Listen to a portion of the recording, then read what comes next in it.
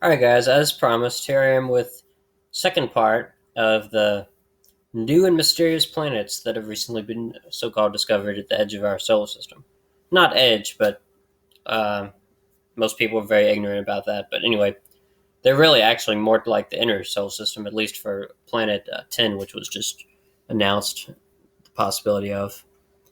Uh, because I look at the solar system really as extending out to nearly a full light year from our sun. So the heliopause and heliosphere and whatnot.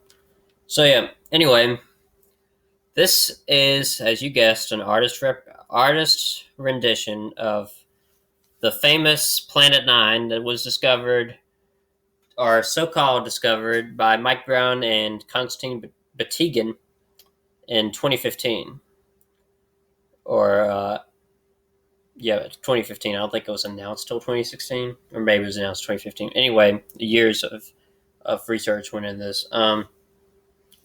So this planet, if it exists, which scientists don't really have any reason to say it doesn't at this point, similar to the planet 10, uh, it is huge. It's likely a super Earth. Now, scientists long wondered why we did not have a super Earth in our solar system when just about every other planetary system out there seems to have one. Well, looks like we might have one after all. Now, in you have the nice, I think it's called the nice model, uh, of how the planet's formed, and that has been adjusted with the possibility of planet Planet Nine. I really actually should be called Planet 10 because the smaller Mars-sized object around 50 AU is comes closer to the sun, is much closer to the sun than this large super Earth. Anyway, I'll just call it Planet Nine to not confuse people.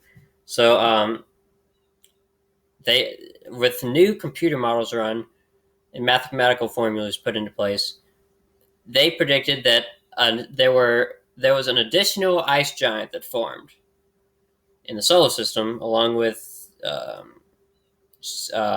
Uranus and Neptune, and that is this potential thing right here.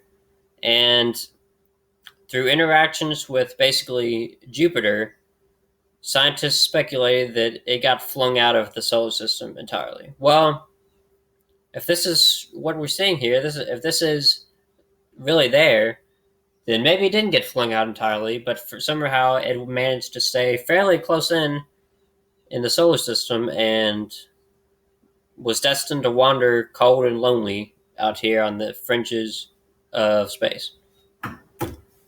I frankly find that that is the much more plausible scenario, that this was formed much closer to the sun and sent outward, following an encounter with many encounters with Jupiter.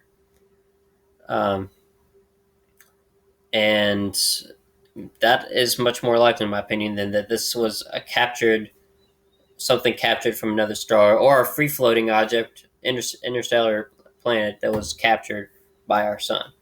Don't misunderstand me. There might be planets that have been captured by our sun, but I think they would probably be more in the range of the Oort cloud than this close to the sun, unless there's just some violent encounter, which I don't find.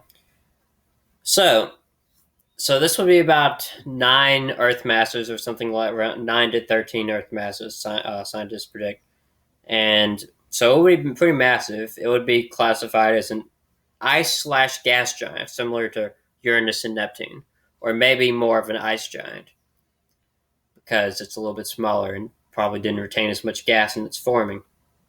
It might not have even fully formed. It might have been kicked out of its orbital path before it could create so much matter and get as big as Uranus or Neptune. So here we have it, this quandary. We we know it's there pretty much, even more certain of it than by the general consensus of scientists, even more certain of it than Planet 10, which was just announced the possibility. Well, scientists had announced the possibility of it before, but this was the first time many publications have taken notice of it. Um, I actually think this Planet 10, if it's there, we will find it sooner than we will find Planet 10.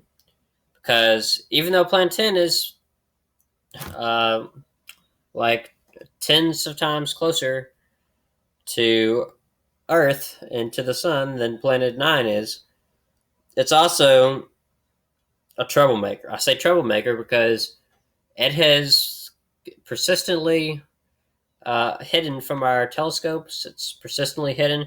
Something like that, that close to the sun, you'd expect we would have found around 1900 or sooner. But, you know, it hasn't wanted to be found. And Planet 9, on the other hand, it's not that it hadn't wanted to be found, it's just that it's been too far away to be found. Scientists, they've been kind of all over the place. They predicted it could be anywhere from 200 AU to 1,000 AU. Now, scientists have kind of centered on about 700 AU. It's too far away to generally be noticed by most of our telescopes right now, apart from a few. And so, yeah, kind of lurking there in no man's land, so to speak. But the reason, let me get into the reason on how scientists like Brown and Batygin came to the conclusion that there was a ninth planet, a large super Earth lurking at the edges of our solar system.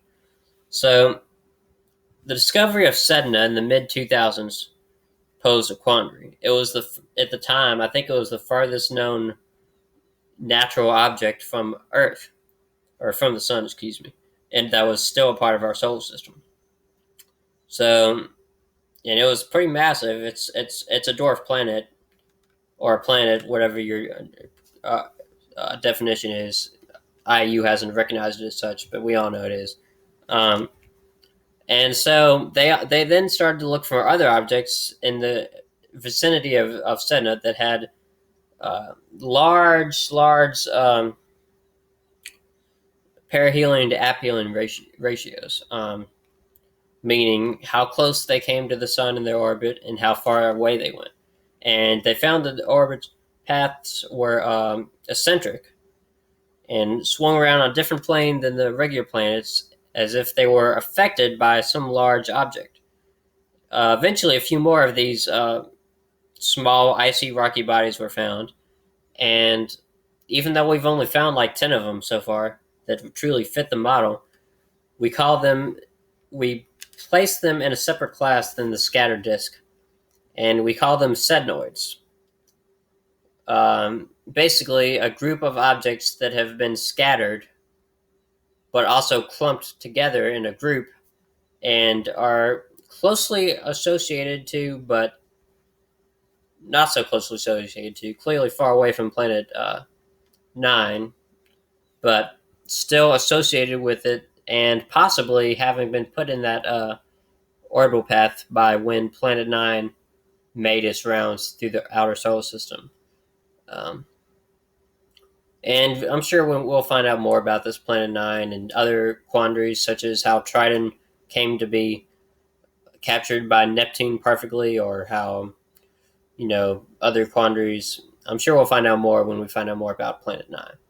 But for now, we're in the dark about it. And Planet 9, this artist rendition is of a dark kind of body. It is probably pretty dark, For one thing, its albedo probably isn't that significant, even though scientists, we've actually probably already spotted it in some of our telescopes, but we just didn't know what it was. Another problem is around in the late 19th century, early 20th century, and even mid 20th century, scientists had a complacency about them, an arrogance, where they're like, oh, we know all about this. So there's a little bit of fine tuning left to go, in the words of a famous author. A little bit of fine tuning left to go, but we've discovered all there is to know about our solar system. Well, we found out recently, last decade or two, how completely wrong that is. With the discovery of the Centaurs in the 90s, the majority of the KBO objects in the 2000s, the Sednoids in the 2010s, and now maybe in the 2020s, the discovery and the imaging of Planet 9 and or Planet 10. And I think due to that compulsiveness to look beyond our solar system, discover planets in other in other star systems, discover things like more about the Big